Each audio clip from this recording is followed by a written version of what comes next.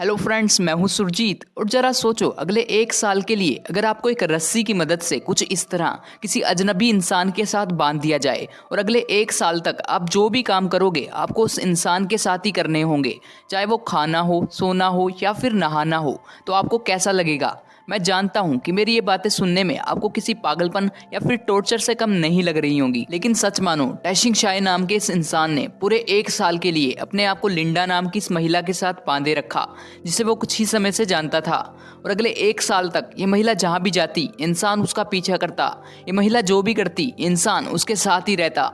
नहीं, ये आदमी पागल नहीं था, बल्कि उसका ऐसा करने के पीछे एक बहुत बड़ा कारण छुपा हुआ था। साल 1983 में न्यूयॉर्क अमेरिका में रहने वाले टैशिंग शाय नाम के इस इंसान ने लिंडा मोंटानो नाम की इस महिला के साथ, जिसे वो कुछ ही हफ्ते पहले से जानता था, एक अजीब सा समझौता किया।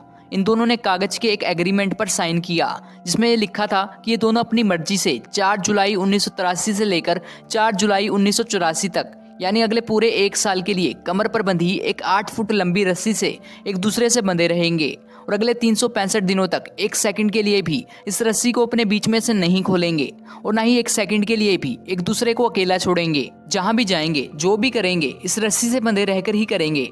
लेकिन इनके समझौते का सबसे ज़रूरी हिस्सा ये था कि अगले एक साल तक एक ही जगह और एक ही कमरे में रहने के बावजूद इनमें किसी भी तरह का कोई शारीरिक संबंध नहीं होगा।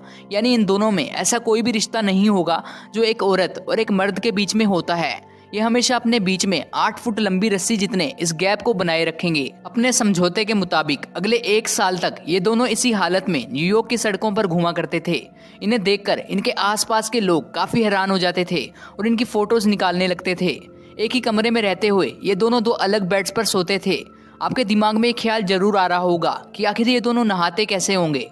दरअसल इन दोनों ने पहले एक खास तरह का बाथरूम डिजाइन करवा लिया था, जिसके आर पार रस्सी तो आसानी से निकल जाती थी, लेकिन कुछ भी दिखाई नहीं देता था। आप सोच ही सकते हो कि एक औरत और एक मर्द इतने लंबे समय तक एक साथ एक कमरे में रहें और उनके बीच में किसी भी तरह का कोई शारीरिक संबंध ना बने, भला इस बात पर कौन ही विश्वास करेगा।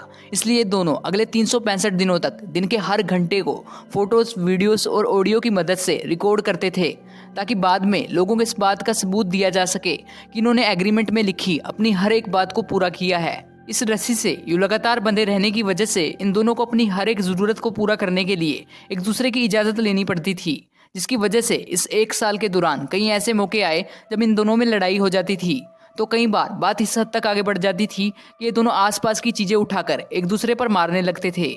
तो कई बार आपस में बिल्कुल ही बातचीत करना बंद कर देते थे। लेकिन इस सब के बावजूद अपने इस एग्रीमेंट के चलते ये मजबूरन एक दूसरे से अलग नहीं हो सकते थे। आखिरकार 4 जुलाई 1984 को पूरे एक साल तक रस्सी से यूं लगातार एक दूसरे से बंधे रहने के बाद एक दूसरे से अलग हो गए।